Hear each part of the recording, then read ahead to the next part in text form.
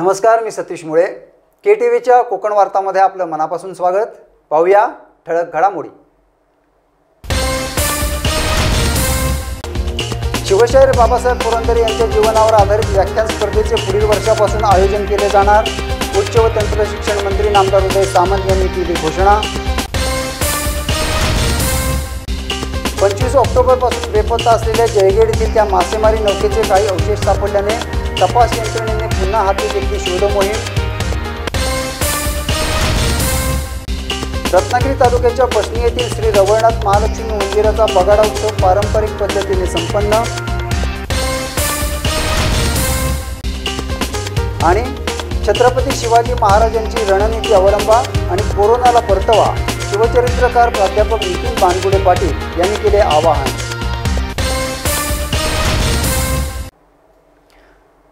बातम्या विस्ताराने पाहण्यापूर्वी घेऊया एक छोटीशी विश्रांती. समंदर की गोद में पला है तू, अंगड़ाई लेते ही लहरें शुरू. आज यौवन की मस्ती छोड़, ले चलता हूं तुझे एक नए मोड़. आजा तुझे मां पुकारे अब, छेड़ देते हैं बीच से कुछ शरारत हंसी. गले लगा ले उसे ए फकीर, इंतजार कर रहा है तेरा तो. चल दे देते हैं उसे फसल की खूबसूरती तो. आजा तुझे मां पुकारे अब, मीलों आगे चलना है हमें. सिर्फ फसल नहीं, तेरे स्पर्श की चाह में बैठे हैं शहरों में भी कहीं. उनके मुख पे भी लानी है मुस्कान, उन्हें भी देनी है एक नई पहचान. आजा तुझे मां पुकारे अब. फिनोलेक्स पाइप्स पहुंचाए पानी को अपनी मां के पास. विश्रांतीनंतर आपलं पुन्हा एकदा स्वागत. बातम्या पाहूया विस्तारानं. ज्या बाबासाहेब पुरंदरेंनी छत्रपती शिवाजी महाराजांचा इतिहास जगाला दाखवला, अशा व्यक्तीच्या नावे राज्यात पुढच्या वर्षीपासून बाबासाहेब पुरंदरे व्याख्यानमाला स्पर्धेचे आयोजन केले जाणार असल्याची माहिती उच्च व तंत्र शिक्षण मंत्री नामदार उदय सामंत यांनी दिली आहे. आणि रत्नागिरीत आज एक महत्त्वाची उच्च व तंत्र शिक्षण विभागाचा मंत्री म्हणून घोषणा करतो की ज्यांना आपण श्रद्धांजली वाहिली ते शिवशाहीर बाबासाहेब पुरंदरे, जे महाराष्ट्र भूषण होते, ते शिवशाहीर होते. आणि छत्रपती शिवाजी महाराजांचा इतिहास जवळजवळ 90 वर्ष त्यांनी जपला, नाही तर तो महाराष्ट्राला दाखवला, देशाला दाखवला, जगाला दाखवला. अशा व्यक्तीच्या नावानं महाविकास आघाडीचं सरकार काम करत असताना उद्धव ठाकरे साहेबांच्या नेतृत्वाखाली काहीतरी असावं, हाच उद्देश डोळ्यासमोर ठेवून नितीन सर पुढच्या वर्षीपासून शिवशाहीर बाबासाहेब पुरंदरे व्याख्यान स्पर्धा ही महाराष्ट्र शासनाच्या वतीनं अख्ख्या महाराष्ट्रामध्ये विद्यार्थ्यांसाठी घेतली जाईल. प्रत्येक विद्यापीठामध्ये घेतली जाईल.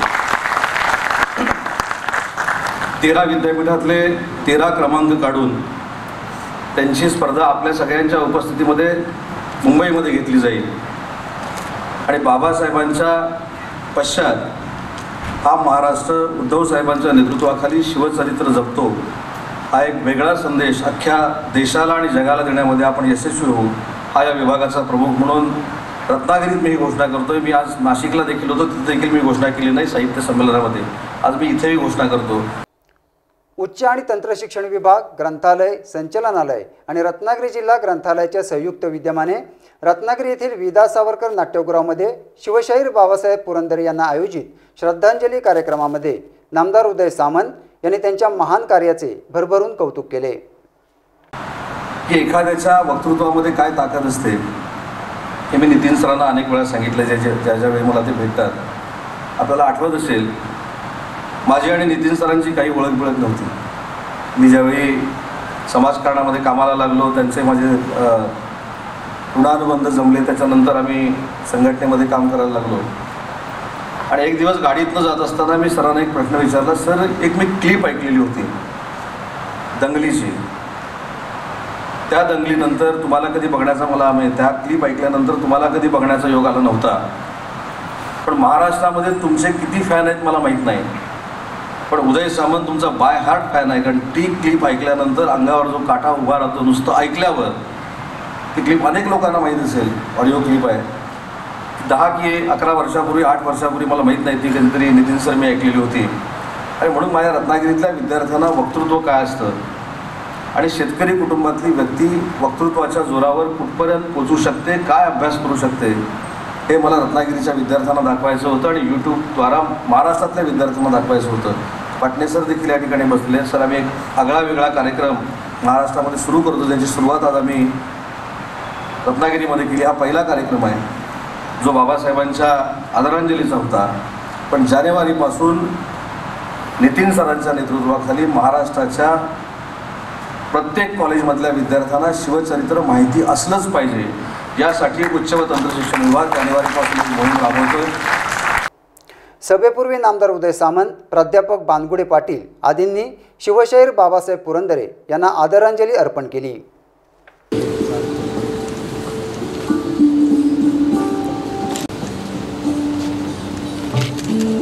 सहसंचालक उच्च शिक्षण विभाग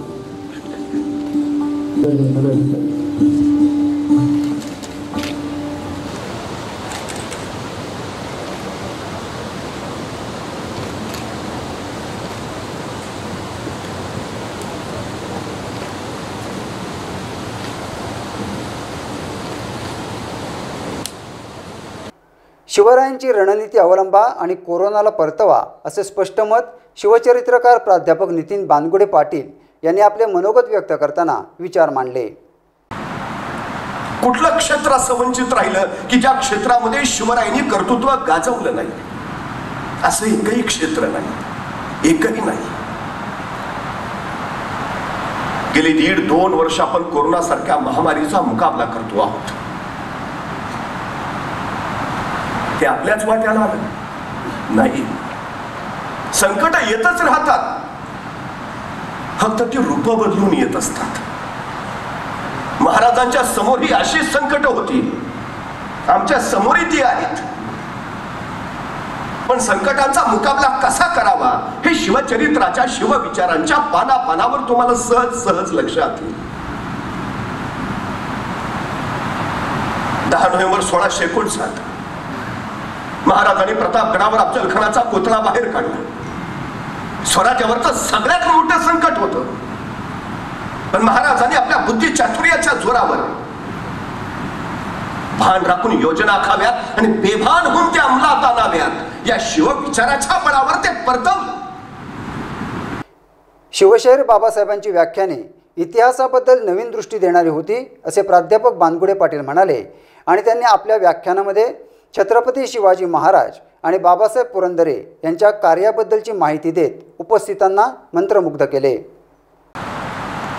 मला कधी कधी आश्चर्य वाटतं, म्हणजे काय दिलं असेल महाराजांनी शिवाकाशीला? का महाराज म्हणले असते शिवाकाशीतला, शिवा एवढे वेळ सिद्धी व जवळकडे जा, मग पंचायत समितीच्या तिकिटास तुझं बघतो. पण पावनखिंडीमध्ये उभा असणाऱ्या बाजीप्रभूंना सांगितलं, बाजी एवढी खिंड लढवा, मग जिल्हा बँकेवर तुम्हाला घेतो. काय दिलंय? काय? काही नाही. महाराजांनी महामंत्र दिला स्वराज्य नावाचा. स्वराज्य, स्व म्हणजे माझं, माझं राज्य. अरे मग माझं आहे ना, मलाच लढलं पाहिजे, मलाच घडलं पाहिजे, मलाच नेलं पाहिजे. महाराजांनी स्पष्ट सांगितलं, मी सांगतोय म्हणून नको येऊस, मी म्हणतोय म्हणून नको लढूस. तुला जर वाटत असेल तुझ्या पोरी बाळींची आपण सुरक्षित राहावी, तुला जर वाटत असेल तुझ्या उद्याच्या पिढ्या सुखात नांदाव्यात, तुला जर वाटत असेल हे तुझं राज्य तुझंच राहावं, तर ये. मी म्हणतोय म्हणून नको. तानाजी, बाजी, येसाजी, कोंडाजी, कडतोजी ही अशी माणसं महाराजांनी सांगितलं म्हणून नव्हे, हे माझं राज्य आहे आणि माझ्या राज्यासाठी मलाच लढायला हवं, या उर्मीनं लढायला मरायला तयार झाली. महाराजांचं सगळ्यात मोठं कर्तृत्व आहे. त्यांनी गिरिदुर्ग बांधले, त्यांनी जलदुर्ग बांधले, पण त्यांनी नरदुर्ग तयार केले, हे सगळ्यात मोठं कर्तृत्व. तानाजी, बाजी, कसं जगावं आणि कसं मरावं कुणी घ्या ना, प्रत्येकाचा विषय सांगेल. नॅशनल कॅरेक्टर्स तयार केलीत महाराजांनी, राष्ट्रीय चारित्र्य. स्वराज्य म्हणजे माणसं घडवणारी शाळा, बाकी काही नाही. प्रत्येक माणूस असा तोला मोलाचा. 25 ऑक्टोबरपासून बेपत्ता झालेल्या जयगड येथील त्या मासेमारी बोटीचे काही अवशेष जयगडजवळील समुद्रात सापडल्याने तपास यंत्रणांनी पुन्हा शोध मोहीम हाती घेतली आहे.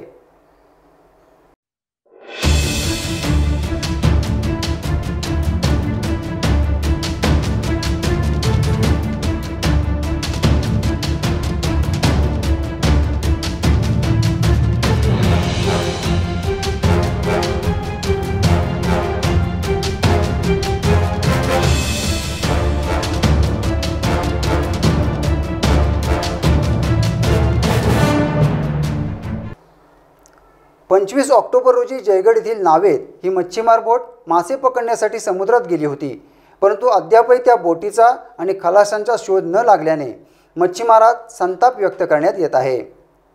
त्यात एक पडव्यातली बोट आपल्या फिशिंग करत होती, त्याच आहे तिकडेच आपल्या जयगडच्या एरियातच. हां, तर ती त्यांना एक लोईली, रश्शी, बोई आणि जाळं असं भेटले. हां, लोईली म्हणजे अँकर तो असतो ना बोटीचा. हां, म्हणजे फिशिंग ट्रॉलिंग करत असताना त्यांच्या जाळ्यामध्ये जो बोटीचा अँकर असतो, म्हणजे त्याला आपल्या भाषेमध्ये मराठीमध्ये लोईली म्हणतात, म्हणजे मासेमारी भाषेमध्ये, ती भेटलेली आहे. त्याच्याबरोबर ती रश्शी आहे, ती आमचीच आहे अशी आमची ओळख पटलेली आहे. हां, की आता बोट अर्ध्या तासात किनाऱ्यावर येणार आहे. तर तसं पोलिसांना पण आपण याबाबत कळवलेलं आहे फोन करून. फक्त आता मनुष्याचं तर आपण किंमत लावू शकत नाही, पण आमच्या बोटीचं एक 60 ते 50 लाखापर्यंत नुकसान झालेलं आहे. हे कुठेतरी त्याला कुठेतरी ठोकरलं असं हे ठोकर जाळून हे झालेलं आहे, हे आता सिद्ध होणारच आहे. आता त्याच्यानंतर जे काय त्यांच्या आजूबाजूलाच भेटलेले आहेत थोडक्यात, आणि जे त्यांचे काय थक गेले होते जेव्हा ॲक्सिडेंट झाला होते, ते पुरावे नष्ट करायला गेले होते असं आता साबित होतं याच्यावरनं. आता बघू या प्रशासन याच्यावर काय कारवाई करते. बेपत्ता मच्छीमार बोटीचा कस्टम, बंदर, मत्स्य व्यवसाय विभाग आणि कोस्टगार्डतर्फे सतत समुद्रात शोध घेण्याचे काम सुरू आहे, परंतु अद्याप तरी ती बोट व खलाशी सापडले नसले तरी काही अवशेष सापडल्याने तपास यंत्रणा खडबडून जागी झाली आहे.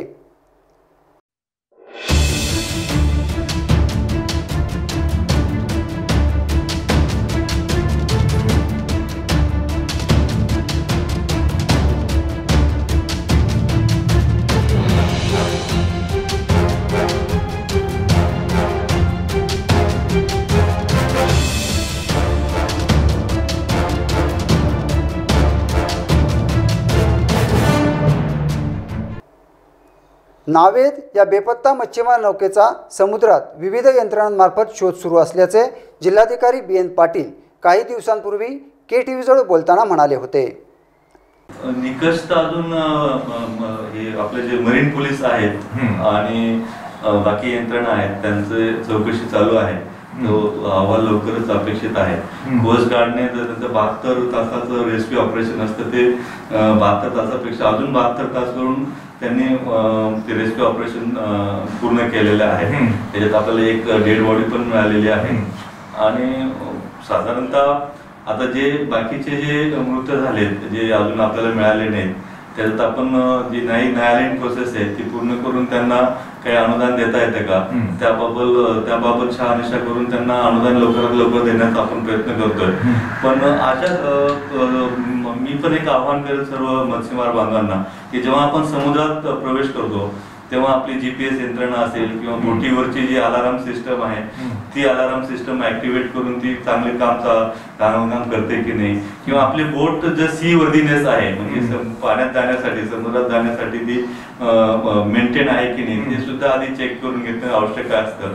आणि समुद्रात जाण्यापूर्वी जे आपण रेकॉर्ड मेंटेन ठेवतो, कुपन घेतो, ते कुपन घेऊनच जाणं योग्य राहील कारण ते आपल्या फायद्यासाठी असतं. कारण कुपन घेतल्याने एक आम्हालाही शासनालाही त्या बोटीचा ट्रॅक ठेवता येतो की बोट केव्हा गेली काय गेली. त्यामुळे तशा डिरेक्शन मी मत्स्य विभागाला सुद्धा दिल्यात की बिना कुपनची बोट समुद्रात मत्स्यमारीसाठी शक्यतो जाऊ देऊ नका, जेणेकरून आपल्याला मग ते सर्च ऑपरेशन करायला पण सोपं जातं. आणि आता तब्बल 1.25 महिन्यानंतर त्या बोटीमधील काही अवशेष सापडले असल्याने ती बोट कशी बुडाली अथवा त्या बोटीला कोणी टक्कर देऊन बुडवली तर नाही ना याबाबतचा शोध सुरू करण्यात आला आहे. तब्बल 150 वर्षाची परंपरा असलेला रत्नागिरी तालुक्यातील बसणी येथील श्री रवळनाथ महालक्ष्मी देवस्थानतर्फे आयोजित बगाडा उत्सव उत्साहाने साजरा करण्यात आला।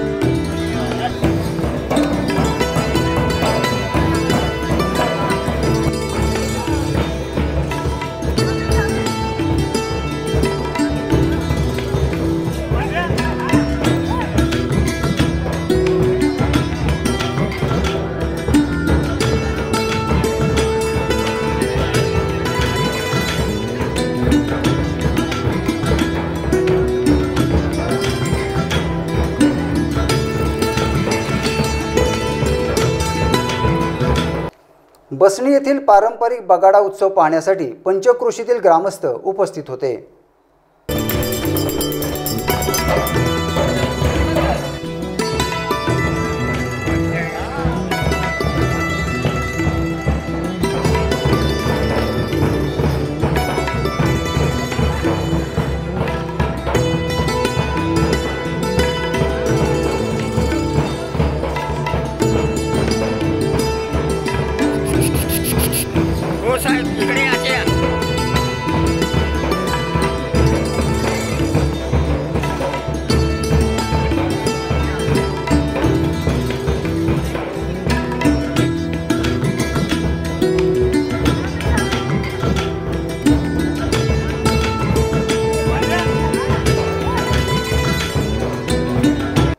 आणि आता पाहूया विविध ठिकाणी पार पडलेल्या बगाडा उत्सवाची एक झलक।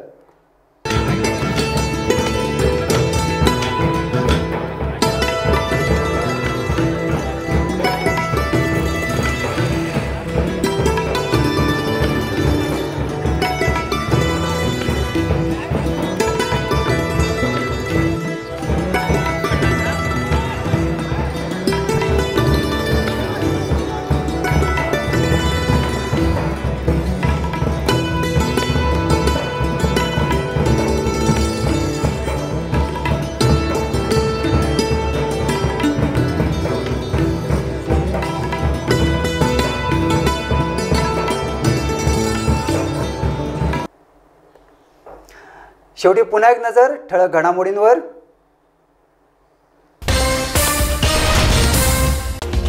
शिवशाहीर बाबासाहेब पुरंदरे यांच्या जीवनावर आधारित व्याख्यान स्पर्धेचे पुढील वर्षापासून आयोजन केले जाणार।